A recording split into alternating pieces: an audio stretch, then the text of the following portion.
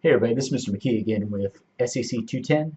Today I'm going to be going over Lab 4.3.4, which is Linux servers. Alright, notice I went through and marked 15 questions that need to be answered. Alright, in this lab you will use the Linux command line to identify servers running on a given computer. Alright.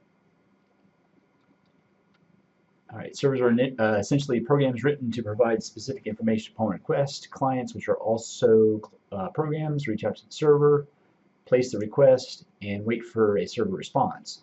Many different client-server communication technologies can be used, with the most common being IP networks. This lab focuses on IP network-based servers and clients.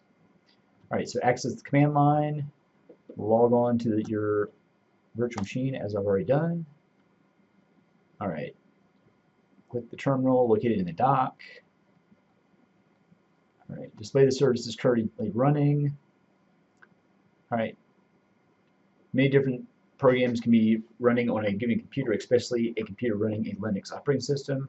Many programs run in the background, so users may not immediately detect what programs are running on a given computer. In Linux, running programs are also called processes. Alright, the output of your PS command will differ because it will be based on the state of your CBROPS workstation VM. Alright, so we're going to use the PS command to display all the programs running in the background. So sudo ps and -elf. Alright, CBROPS.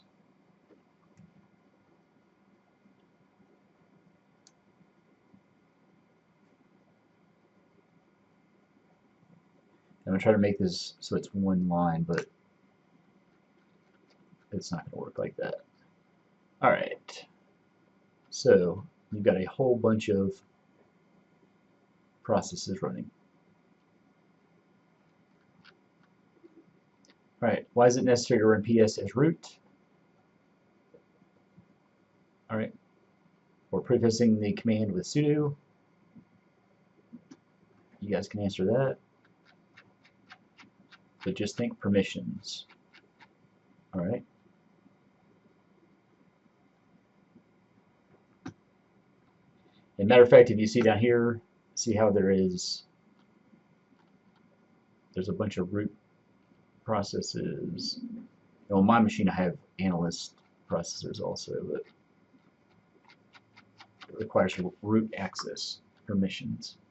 Alright, in Linux, programs also can call other programs. The ps command can also be used to display such process hierarchy.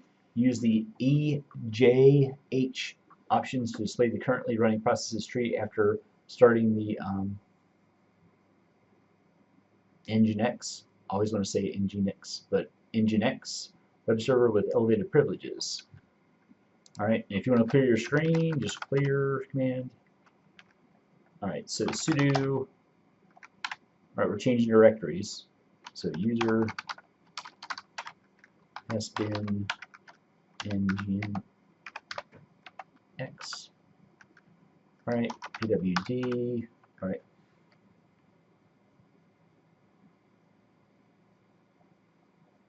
Why didn't I change? Alright, so I started that. Sudo ps EJH.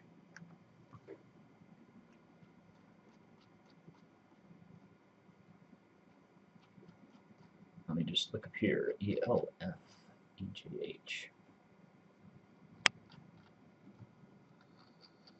Alright, so we started the web server, and our web server is the very last thing we did. And I don't see it any other places. Let's see.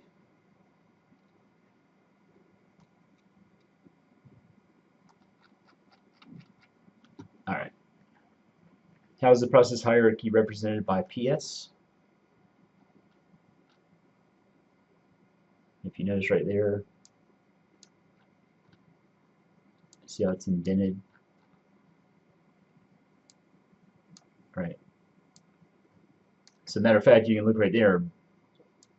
We started the bash process, Then we started the sudo process, PS process to show what processes are running. That's a good way to understand it. All right, as mentioned before, servers are essentially programs, often started by the system itself at boot time. The task performed by the server is called a service. In such fashion, a web server provides web services. The Netstat command is a great tool to help identify the network servers running on a computer. The power of Netstat lies on its ability to display network connections. All right. Note your output may be different, may be different depending on the number of open network connections on your VM. Terminal window, and I'm going to clear this. Type in Netstat.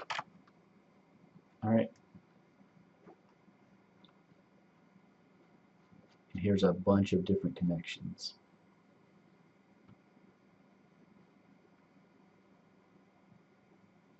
All right. So seen above, Netstat returns lots of information when used without options. Many options can be used to filter and format the output of Netstat, making it more useful. So use Netstat with the -tunap options to adjust the output of the Netstat. Note that Netstat allows multiple options to be grouped together under the same dash sign. All right, so Netstat tunap.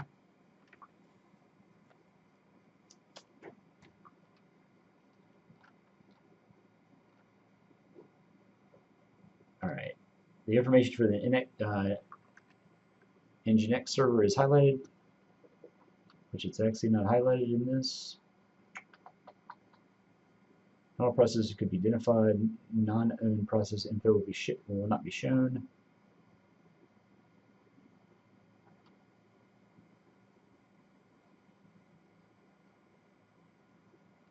It's weird why Nginx is not on there.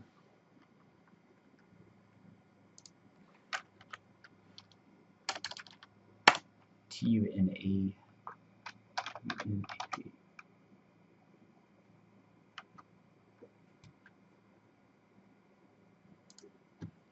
All right, so I had to wait for a minute for that all the Netstat stuff to show up for the Nginx. All right, notice there port 80 showing up. All right, so let's go back down here. Let's see. Netstat.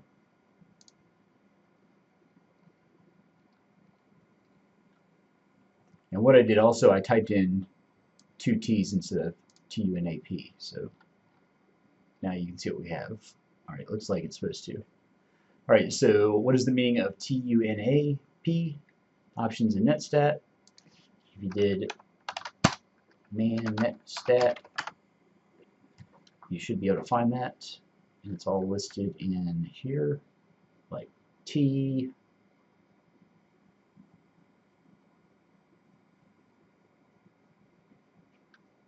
I'm just going to look through here and see what I see. I'm not going to give you the answer. All right.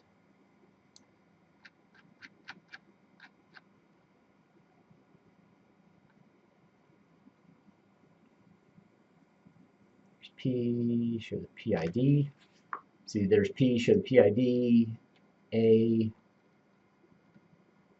all, N. You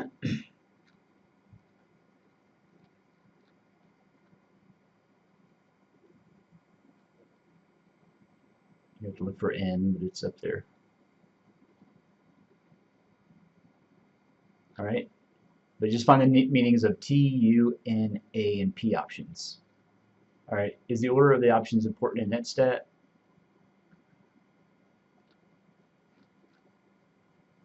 Let's see.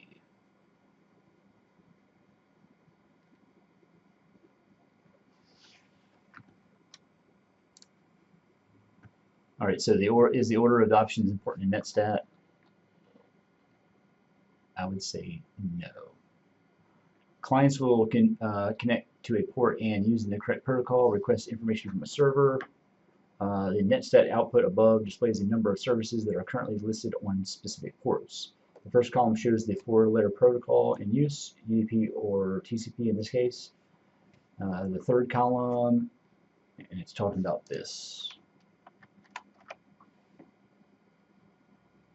All right, first column shows the layer 4 protocol.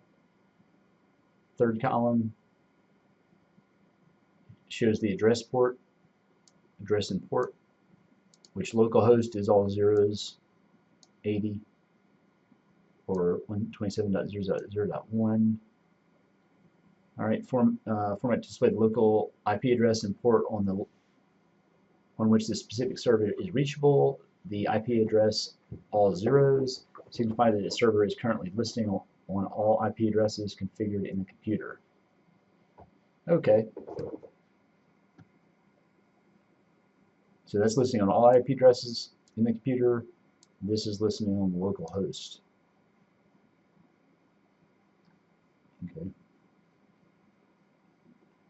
The fourth column uses the same socket format, address port, to display the address and port of the device on the remote end of the connection.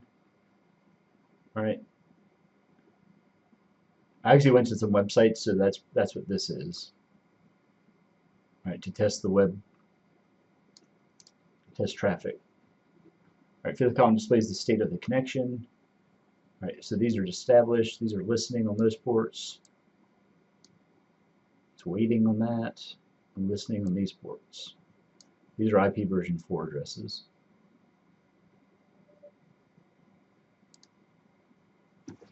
All right. And the sixth column displays the process ID of the process responsible for the connection. It also displays a short name associated with the process. So like Nginx is right there.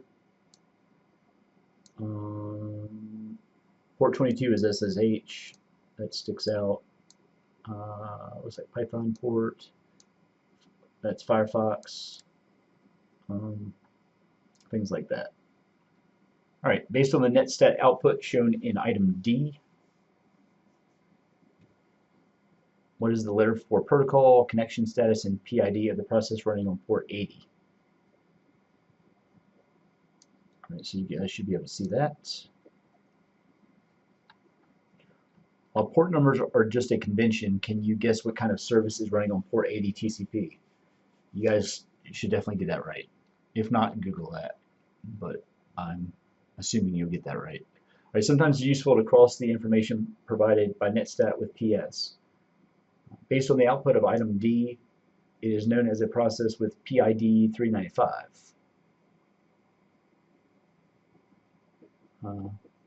Is bound to TCP port 80.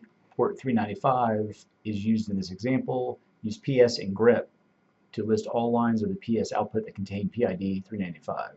Replace 395 with the PID number for the particular running instance of Nginx. So that says 2283, but I'm going to go with that. Sudo ps-elf, and that's a pipe. This is a pipe. It's like right under the backslash, or right above the backslash, so you just shift backslash key, right, grep. And what it is, it's searching for that or filtering by 2283. CBROPS. All right, so see what it found.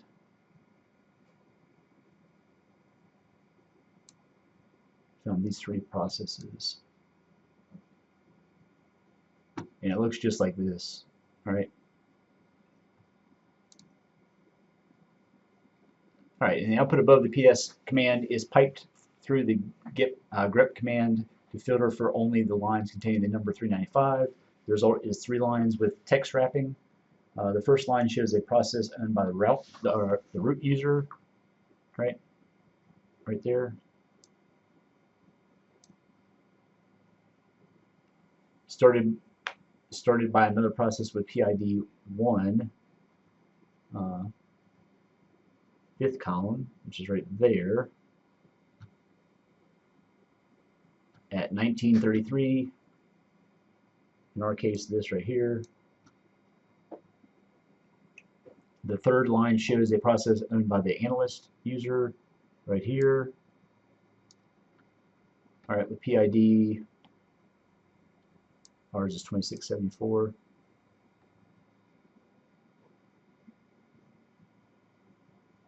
All right, started by a process with PID 1872.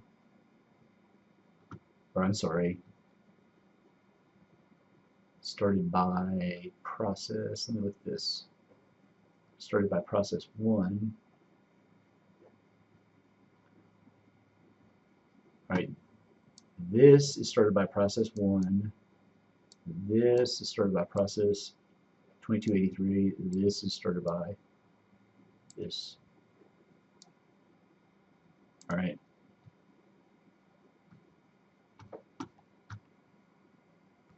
Alright, so let's see what we got here. The process ID 398 is in Nginx.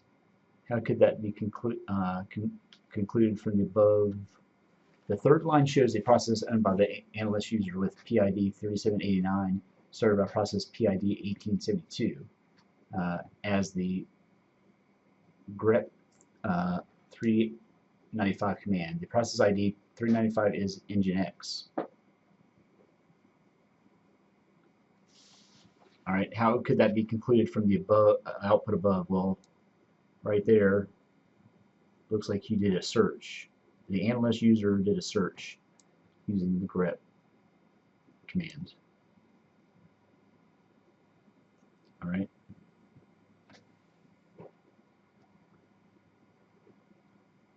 Alright, what is Nginx? What is its function? Use Google to learn about Nginx. The second line shows the process 396 is owned by a user named HTTP and a process number 395 as its parent process. What does that mean? Is it common behavior? All right, it told us up earlier that it had to open up a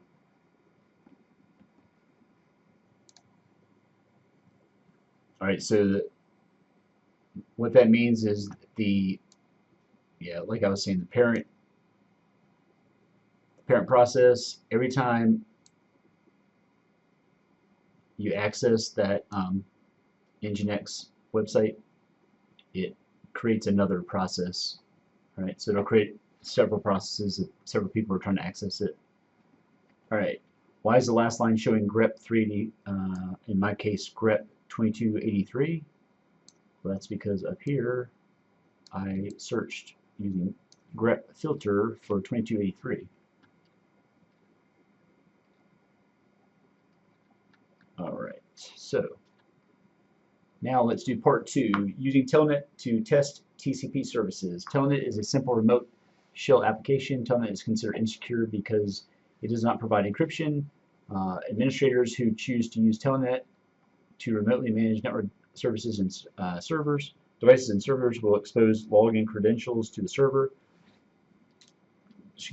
That as Telnet will transmit session data in clear text. While Telnet is not recommended as a remote shell application, it can be very useful for quickly testing or gathering information about TCP services. The Telnet protocol operates on port 23 using TCP by default. The Telnet client, however, allows for a different port to be specified. By changing the port and connecting to a server, the Telnet client allows for a network analyst to quickly assess the nature of a specific server by communicating directly to it. It is strongly recommended that SSH be used as a remote shell application instead of Telnet. In part 1, Nginx was found to be running and assigned to port 80 TCP. Although a quick internet search revealed that Nginx is a lightweight web server, how would an analyst be sure of that? What if the attacker changed the name of the malware program to Nginx, just to make it look like the proper web server? Use Telnet to connect to the local host on port 80 TCP.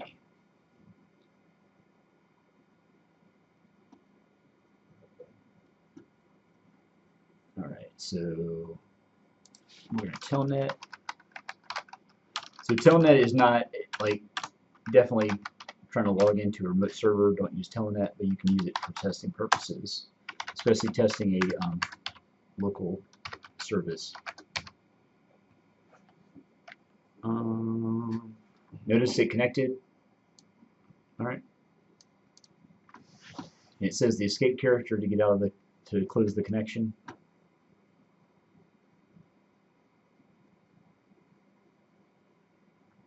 All right. Press a few letters on the keyboard, kind of like that. Press enter. All right. After the below is the full output, including the Telnet connection establishment and the random keys pressed. All right. Notice that.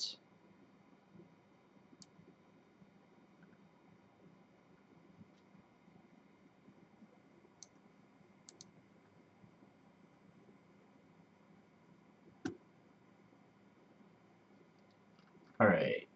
Thanks to the Telnet protocol, a clear text TCP connection was established by the Telnet client directly to the Nginx server listening on 127.0.0.1 port 80 TCP. This connection allows us to send data directly to the server. Because Nginx is a web server, it does not understand the sequence of random numbers sent to it and returns an error in the format of a web page.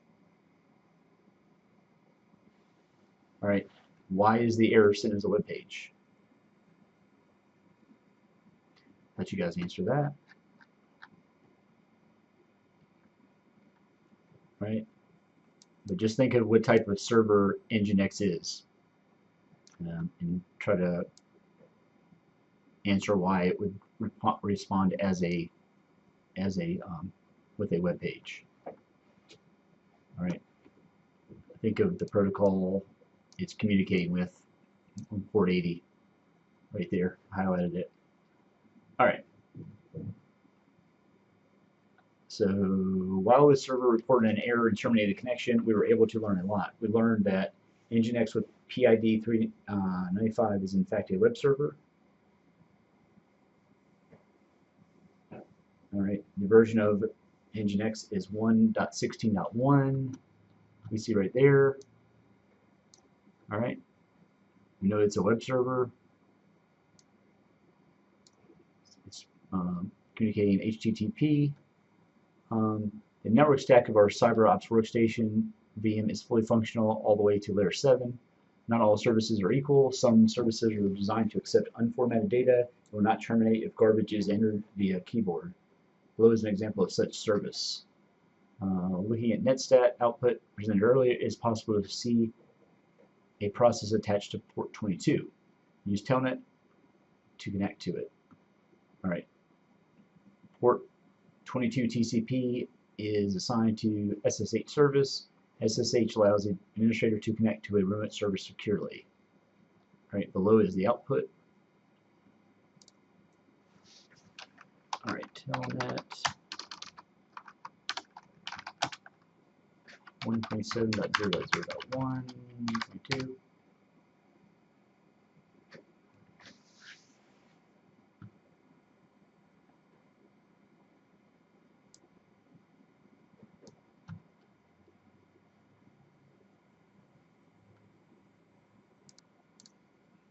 All right, I actually typed in the wrong IP address, so let me Telnet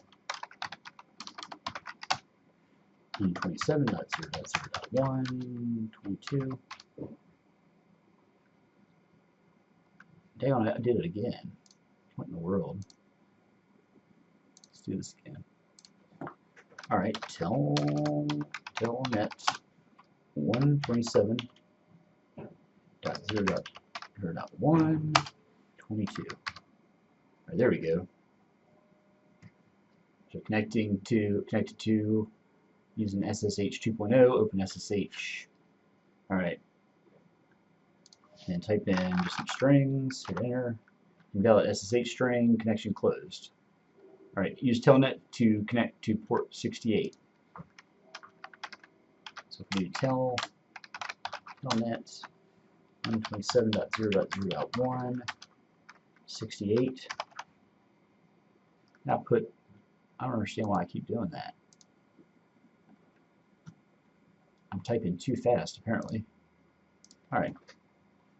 Let's do Telnet 127.0.0.1. Alright, and port 68. Alright, unable to connect to remote host, connection refused. Alright, because it's not running on that port. What happens when you do that? It's not running on the port. What are the advantages of using Netstat? You guys can answer that, but pretty much you'd be able to see all the connections that are currently on your computer, listening ports, establish connections, things like that. What are the advantages of using Telnet? You can use it to quickly test your network service, but it's not safe. Definitely logging out a remote host over a an unsecured link like the internet. All right, use SSH definitely. All right, but that's it. We'll see you guys in the next video.